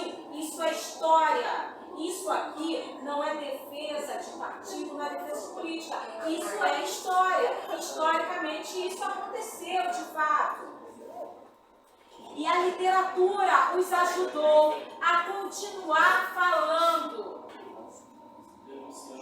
Denunciando. Tinha alguns que mesmo presos eles escreviam, passavam por baixo, papelzinho, mandavam, outro lançava. Em alguns sentidos, na própria censura, né? A gente viu algumas músicas lá no terceiro ano sobre músicas, contra a ditadura militar, que assim, você vê, claramente, é uma produção histórica, uma produção linguística ali, que, estava claramente buscando a ditadura. Como os censuradores não conseguiram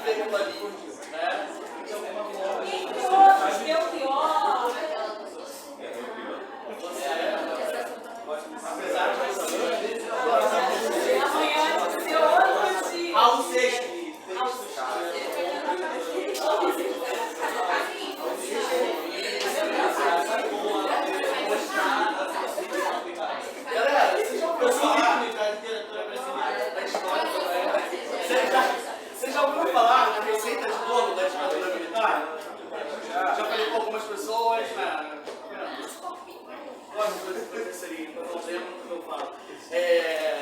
O que acontece? Quando você tinha a perspectiva da censura em jornais, né, o que você divulgou, tinha uma reportagem, uma música que vinha lá no jornal, foi censurado pelos censores da ditadura, aquela parte era retirada e vinha uma coisa totalmente aleatória, um noticiário de política nacional. Aí estava falando lá sobre o governo do México, por exemplo, um dos presidentes da ditadura militar, do nada aquela parte ali, vinha uma receita de bolo, né? Ou qualquer outra coisa aleatória, justamente para mostrar que aquilo ali foi censurado. Né? Chupa a redação de vocês.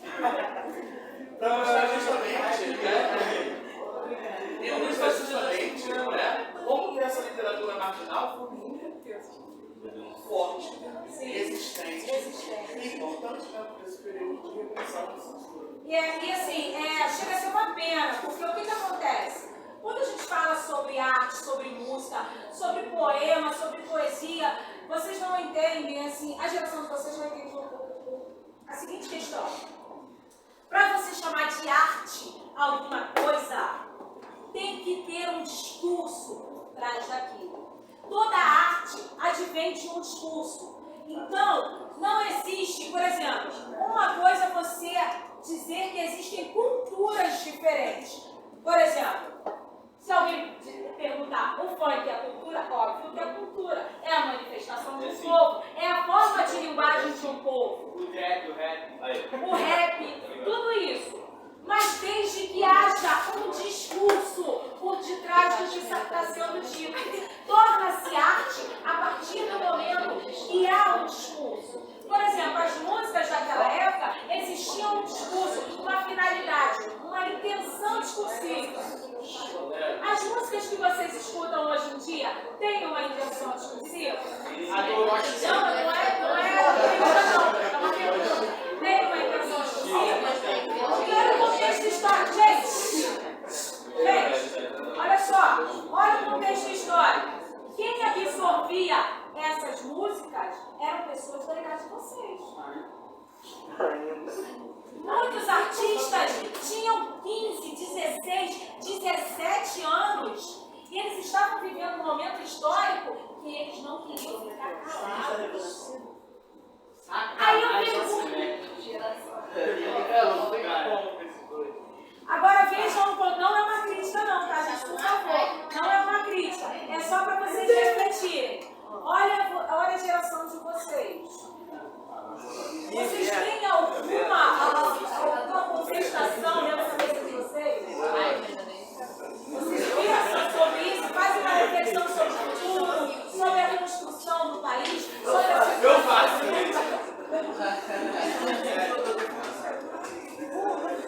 eu contesto, né? Mas eu acho que eu valorizo. Eu quero sempre o melhor pra mim. Pra mim. Não, pra todo mundo. Mas isso depois que eu vou em você.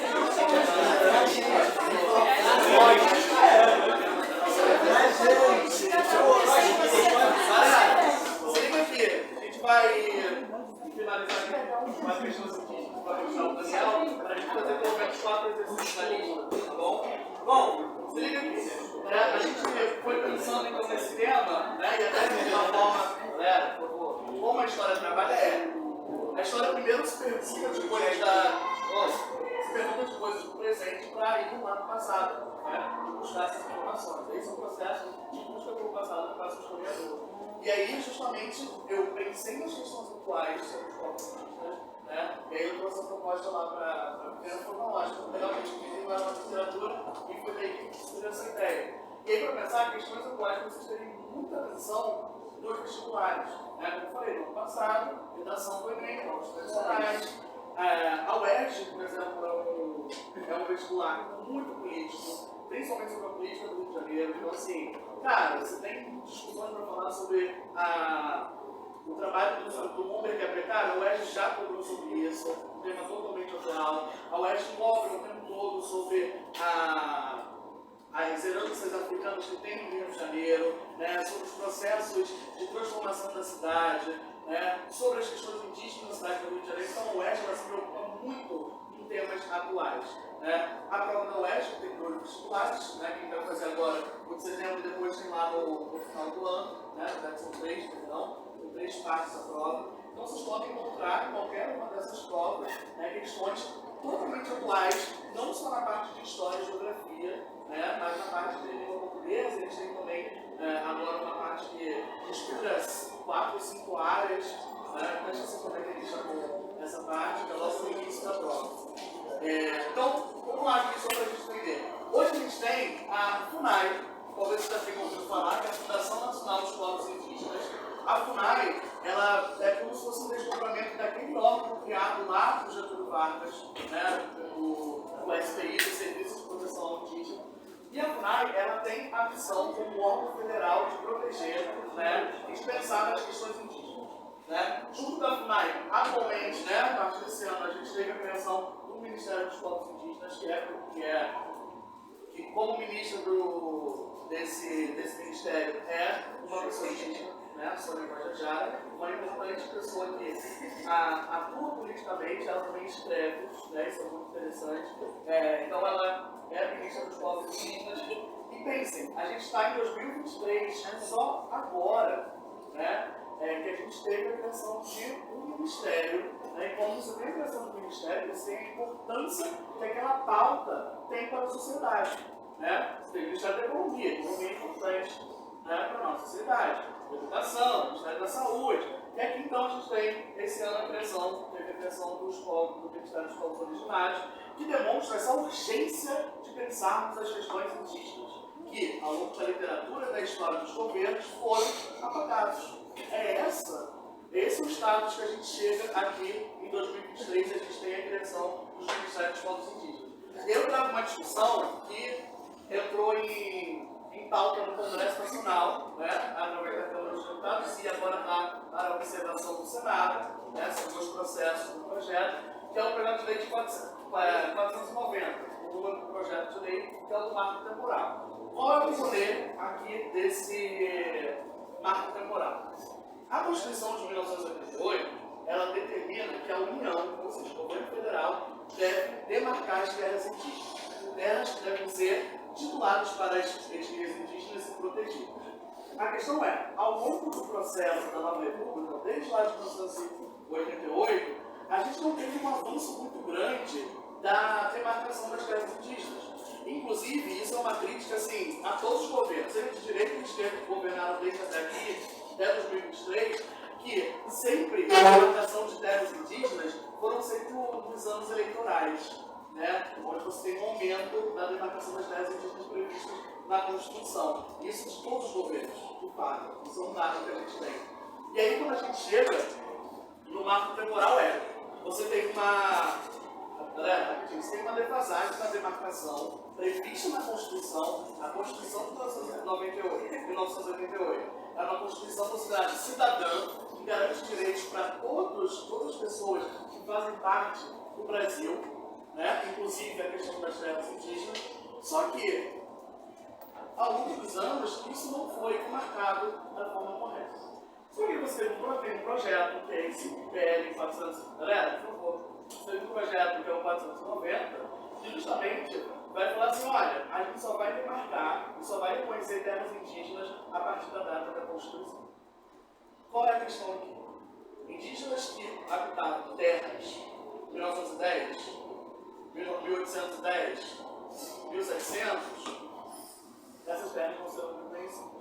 Só serão reconhecidas, né, a partir do momento que eles habitavam em 1988.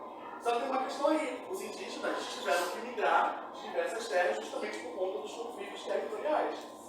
E aí a ideia é: bom, você vai demarcar a terra que tem a partir da Constituição de 1988, só que você tem interesses econômicos aí, principalmente no agronegócio, né, no Brasil. Né? E aí, por exemplo, os conflitos territoriais, eles são uma urgência no Brasil e, infelizmente, isso acaba, né, tendo relação com a luta dos povos indígenas. Eu, das 2 chaves, que assim, aposto aí, tá na prova da UERJ, né, esse ano ou no ano que vem, que é uma discussão totalmente atual da política brasileira, que é o marco temporal. Aí ele tem uma charge, né, mostrando os indígenas existir. Somente que ocupou até 1499, fazendo um trocadilho de que o fato da demarcação das terras indígenas será a partir de 1988, com a promulgação da Constituição. E aí, uma crítica também ao agronegócio, né, da propriedade do agronegócio. A gente tem uma questão muito complicada, que é a concentração de terras no Brasil. Vocês já ouviram falar de um processo chamado de grilagem? Que é justamente você falsificar documentos, e pegar parte de terras que não são suas. Inclusive pegando uma folha nova, colocando numa caixa, numa gaveta com brilho, por isso chama de grilagem, porque aí você consegue fazer o papel parecer envelhecido. E aí você diz que aquilo ali é um documento de posse da terra. E aí isso bate, essa perspectiva de concentração territorial e de exploração da terra, vai de encontro às pautas indígenas de proteção. Lembra que eu falei do termo indígena? Tem proteção e devoção para com a terra. É matematicamente comprovado que a região onde os povos indígenas ocupam, diversas regiões do território brasileiro, são terras mais preservadas. São terras de fato do meio ambiente que conseguem se desenvolver sem ação econômica. Não dizendo que a gente tem que mudar totalmente a perspectiva econômica do Brasil, mas a gente tem que fazer uma certa cooperação a isso. A gente tem que ocupar toda essa região do Brasil, e como a gente fala então do meio ambiente. É uma discussão complexa, mas aqui a gente trazendo sobre a questão dos povos indígenas, a gente tem um posicionamento de ver o marco temporal e entender que o marco temporal não é uma medida de fato que é benéfica para a população brasileira, pensando no futuro, e para as populações indígenas. Então, é um convite até para vocês irem acompanhando essas movimentações políticas que vai chegar no Senado, e de como a gente trata como governo, ainda em 2023, a intenção do governo, tanto o governo federal quanto o Congresso Nacional, os povos indígenas, depois que a gente fez essa retrospectiva histórica. E aí a gente fala sobre o coisa, sobre a literatura atual indígena, do Daniel Mandupuru, enquanto eu vou distribuindo a lista para a gente fazer 4 exercícios. Tá bom? Então, gente, Daniel Mandupuru, escritor indígena que aborda a realidade e as lutas dos povos originários. Para quem não sabe, além de escritor, ele é professor e também ator, tá?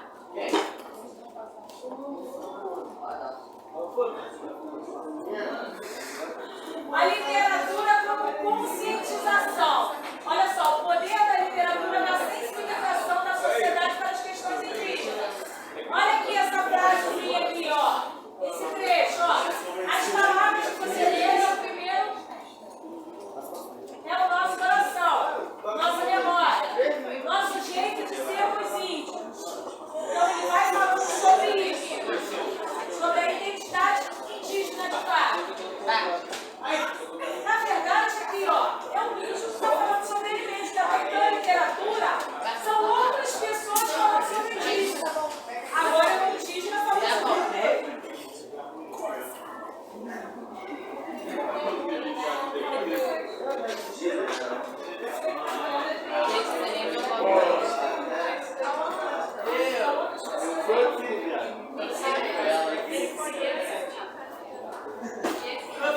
Você vai fazer com nós? Ou nós vai fazer?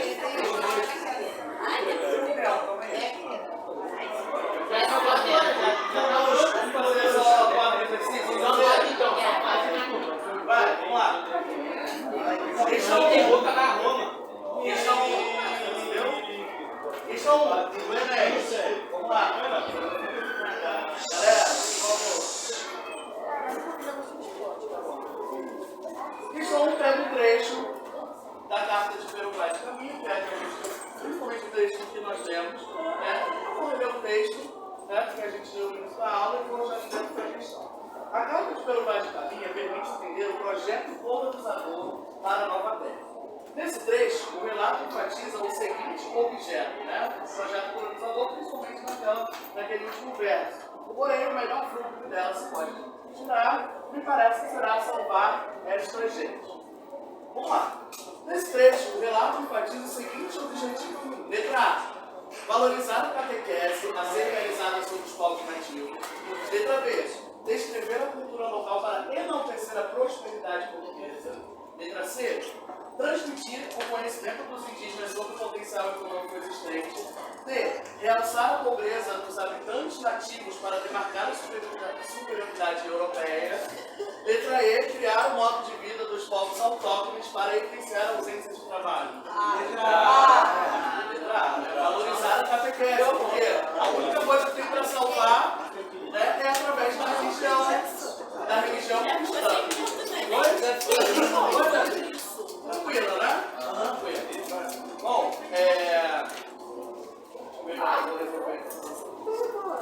vamos resolver o da UERJ, né? A gente fica com uma pequena da UERJ e a pequena escolhe duas também. UERJ, índios do Pará tentam fechar garimpo que polui o rio.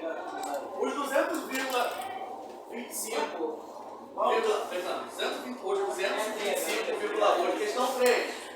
Quilômetros de água enlameada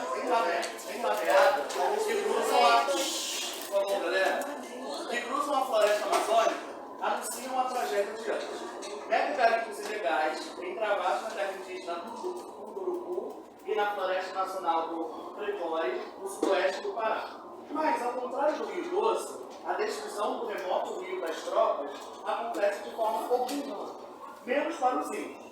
Cansados de esperar uma intervenção do Estado, guerreiros e lideranças da etnia, incluindo o cacique-geral Arnaldo Cabo, organizaram uma expedição para expulsar os garimpeiros não indígenas do local. Em 6 lanchas, dezenas viajaram armados com flechas e espingardas de caça, incluindo mulheres, crianças e idosos. A reportagem aborda conflitos que simbolizam as muitas diferenças culturais entre grupos da região amazônica, como indígenas e garimpeiros, em especial no que diz respeito à relação com o ecossistema. O uso da terra e de seus recursos nas sociedades indígenas é baseado no seguinte princípio.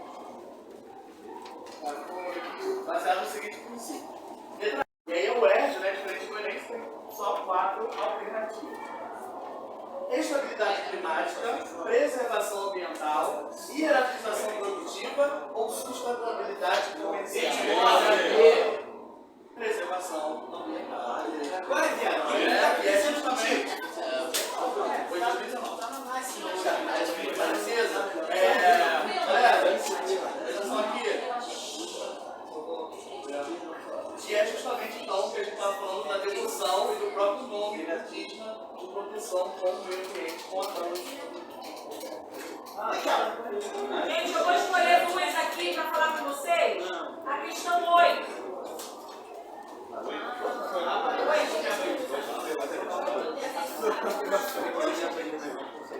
A questão 8. Em sua obra Iracema, José de Alencar narra a história de amor entre a Índia Iracema e o colonizador português Martim.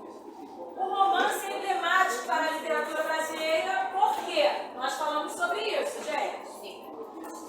Qual é a letra aí? Qual que vocês acham que é? Olha só. Quem acha que é? Eu. É letra E, gente. Enaltece a nação brasileira por meio do mito da paz e amor entre colonizadores e índios. Questão 9. Olha só, vamos prestar atenção, ó. Características do modernismo, hein, gente? Terceiro ano não pode errar. O modernismo brasileiro, ao se manifestar nas artes literárias e visuais, configurou-se como um projeto de renovação da cultura nacional, buscando superar formas estéticas e conteúdos considerados ultrapassados. O modernismo da primeira geração, ele é contra o conservadorismo. A superação dos restos do passado, enfatizada no fragmento do poema de Oswald de Andrade. Nossa história é uma série de remendos. E remendos dos remendos. Qual é a letra?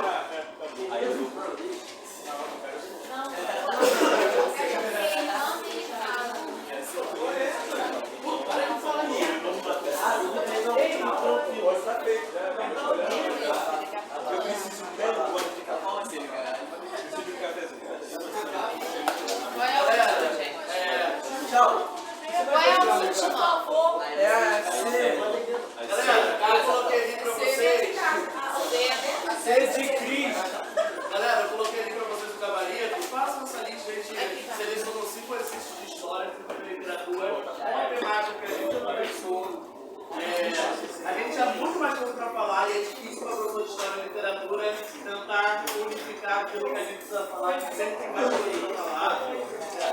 Mas, por favor, mas a gente espera que essa aula tenha servido bastante para vocês, tenha ajudado, por exemplo, porque eu sei que vocês não têm história, né? Porque será não tem